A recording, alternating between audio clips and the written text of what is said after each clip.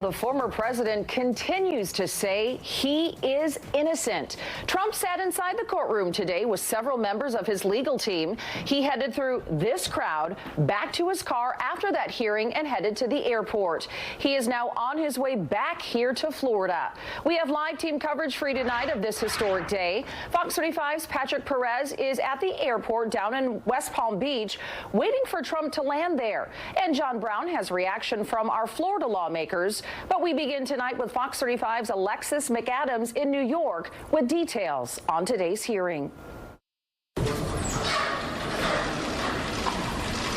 On Tuesday, Donald Trump, now formally the first former president to ever be charged with a crime. In front of a New York City judge, he pled not guilty to more than 30 counts of business fraud-related charges. They stem from an investigation by District Attorney Alvin Bragg into alleged hush money payments made ahead of the 2016 election. Under New York state law, it is a felony to falsify business records with intent to defraud and an intent to conceal another crime.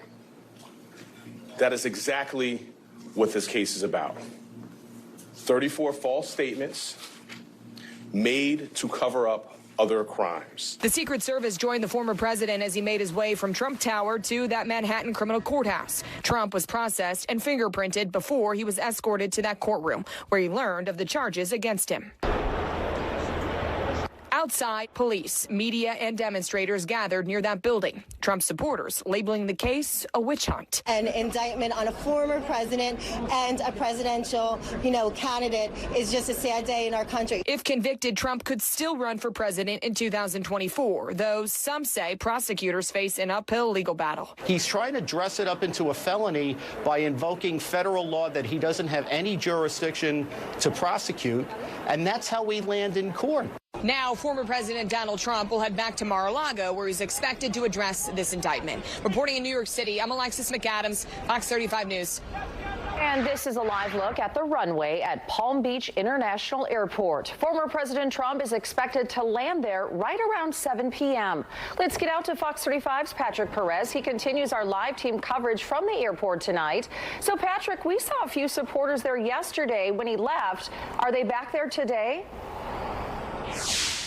Yeah, Luann, I will say about a handful of them have shown up in the past 30 minutes or so, but it's hard to see them from where we're currently positioned. But they have brought out some chairs, getting ready to wait for that plane to land here at the airport. Behind me, I want to show you what appears to be somewhat of a formation of the former president's motorcade. About maybe 30 minutes ago, 45 minutes ago, we had more than a dozen motorcycle deputies here with the Palm Beach County Sheriff's Office kind of lined up. They have since left this area, but we are expecting the former president, I should say, to come out through the gates here and enter the cars here and then depart from this area here.